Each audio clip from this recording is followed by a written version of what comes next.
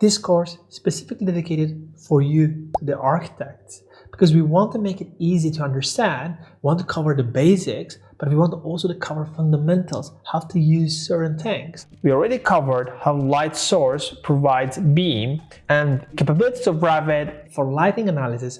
In this section, we are going to cover how to assemble Revit families and how to manage lighting families in Revit. So we will have multiple lighting families. We will see how we can actually turn on some of them, how we can extract the schedules, how we can get the right lighting components, how we can change or make minor changes. We will also cover how to insert and load lighting families into Revit, how to place them correctly, and how to manage them to make minor changes if there is needed to be. So let's see how we can do it. We can see over here one manufacturing component and one normal component from the Autodesk library. And let's see the difference between them and by opening them both. So I will click on the family, I will go edit family, and I will go to also after that the manufacturer's component. Here we can see that all the extrusion was done within the same family, and it is not really assembled together by using smart ways like Forge and other tools. Second thing is that it will not most probably contain a photometric file because it just contains a light source. It's not located with this option to have a photometric file which contains IES. And the next thing is we are going to realize that the lighting fixture is located inside the component. So most probably the idea over here is that the component has a kind of a layer of a glass and a tint of white. So the light source is inside, so it gives kind of this effect. But you don't need all of these if you put this IES file just in front of the component on the side or wherever that will not disturb the position, and then you have the right IES file. It will do all the work that we need right away, and then it will give you the right analysis as well.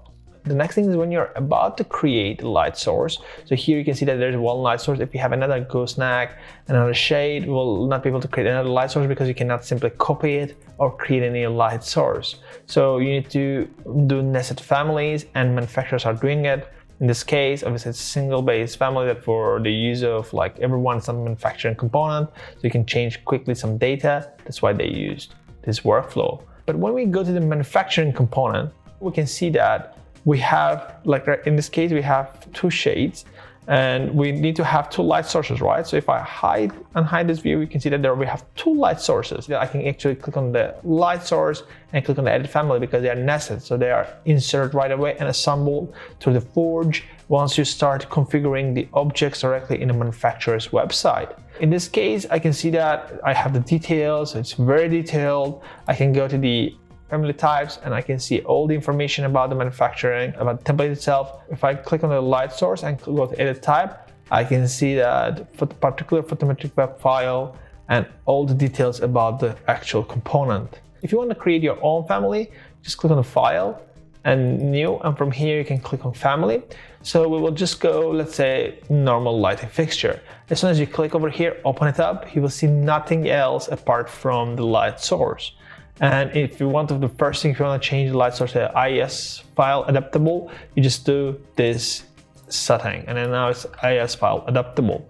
And from there on, you start modeling your components inside by creating extrusions, blend, revolve, sweep. So you do your gooseneck, you do all your shade, and after everything, it will be performable file for you to use in the project. If you go to your ribbon and insert tab from your ribbon, you'll see load from library and load family tool. If you click on the load family tool, you will have a dialog box, and from here you can locate different families. In this case, we are looking for lighting families. The architectural, external, internal lighting, you can choose the ones you want. From here, we can just choose any of them, like panel light, or if you want floor lamp and anything else that you are looking for. Once you click OK, it will load into your project, and from the architecture tab, the component, you'll be able to find your lighting families. How we are going to be able to correctly place it. So as you can see, my cursor showcases the middle of the lamp. I will load a couple of more families now, and I will have one wall base, and I will have a couple of more that are like in place families. So let's see how difficult it will be to place them. So one will be uplight strip and wall lamp. I will load both of them. Once I place it wall-based families, it will be perfectly aligned to the wall because it's based on a wall. And if I increase the level from the coarse to fine, it should also increase the finer detail, all the respective details for the family. If I go to 3D now, I can see that it's perfectly aligned to the wall because that is a wall-based family and we are assembling it right on the wall. Once you're done with inserting all your families, you can also go create quickly new schedule. And this schedule will contain all the lighting families that you have, so lighting fixtures, and then you choose what you need from them. So I will put the type very high. I will put the mark right after it so I can locate it quickly.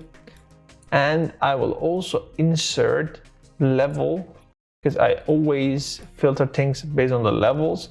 So this means that if I have multiple levels, I can easily filter first by level and then by type. So that will be really allow me to manage my schedules. So if I click over here, I will be able to see all of them located at level 1. I see the types, I see the mark and the cost, luminance, all the information. And then you can easily go ahead and file, export. From here, you can just go ahead and from the reports, you can export the schedule as an Excel file. That will be really fast and easy way to manage it. You'll be able to download all the materials from each section, and each section is divided into subsections in order to cover each session, and you can pause and start whenever you want. You can download the exercises. These are made specifically for you so you can practice with them.